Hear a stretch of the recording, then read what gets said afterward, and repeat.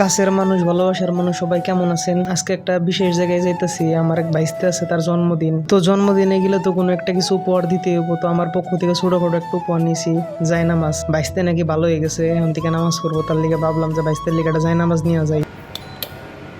ইয়া, happy birthday ভাইয়া, কি অবস্থা? আলহামদুলিল্লাহ। ভাইয়া কার আগে আপনার গিফটটা দিয়ে দিই, এটা আমার পক্ষ থেকে আপনার বার্থডে গিফট। এই যে আমার ভাইয়ের বার্থডে আজকে, বাইসতে ভালো হয়ে গেছে।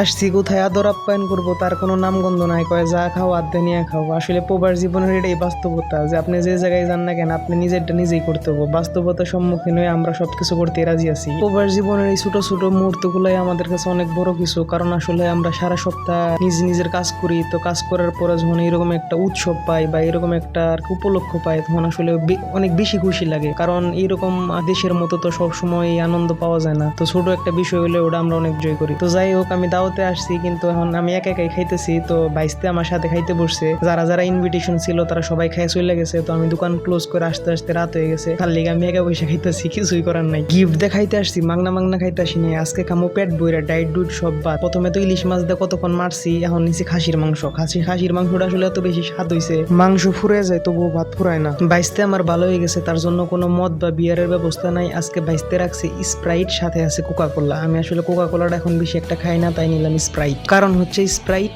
একদম ক্লিয়ার। বাইসতে বলতেছে শেষ পাতে নাকি আবার সেমাই আছে, শেষ পাতে মিষ্টি খাওয়া সুন্নত। আসলে এই সুন্নতটা আমরা সবাই জানি, কিন্তু জোহরের নামাজের আগে 4 রাকাত সুন্নত, এটা আমরা কেউ মানি না, জানি। তো লাস্টে একটু সেমাই নিলাম, সেমাইটা নিয়ে মুখটা একটু মিড়া করলাম। সবাই আমার বাইসতের লিগে দোয়া করবেন আর আমার সাপোর্ট করবেন। Thank you.